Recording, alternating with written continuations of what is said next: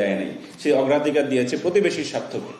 সেই জায়গা থেকে আমরা যদি জিয়াউর রহমানের এই বক্তৃতা, আলোচনা, সংবাদপত্রে যেগুলো এসছে, এটা ভবিষ্যতের শুধু একটা দলের রাজনীতি না, বাংলাদেশের যে বাংলাদেশ পন্থা তারও কিন্তু সূচনাকারী তিনি।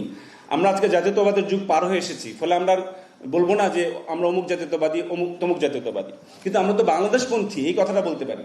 আমরা কোনো দেশের বিরুদ্ধে রাজনীতি করতে চাই না। আমরা যে না পাকিস্তান বিরোধী, না চীন বিরোধী, না ভারত বিরোধী, না আমেরিকা বিরোধী, আমরা কারো বিরুদ্ধে নই। বিরোধিতা রাজনীতি একটা নেগেটিভ রাজনীতি। পৃথিবীতে কোনো নেগেটিভ রাজনীতি জয়ী হয়নি। রাজনীতি হতে হয় পজিটিভ, যে আমার নিজের দেশের পক্ষে আমার কি বলবার আছে, আমি শুধু ঘৃণা প্রচার করবো না, আমার মানুষের জন্য আমার কি বলবার আছে। এটাই তো রাষ্ট্রের নীতি হওয়া দরকার, সেটাই আসলে পন্থা, এবং সেটাই হচ্ছে সরল পথ, সিরাতুল মুস্তাকিম, সেটাই হচ্ছে বাংলাদেশ পন্থা।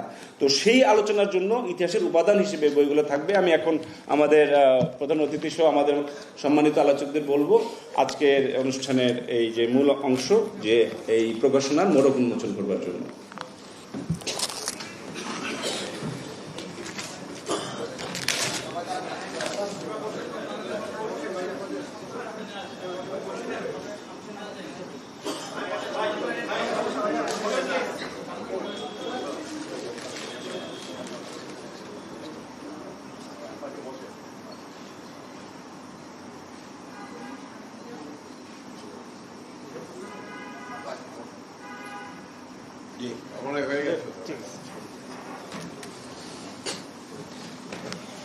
এখন আমি এই বইগুলোর উপর সংক্ষিপ্ত আলোচনার জন্য আহ্বান করছি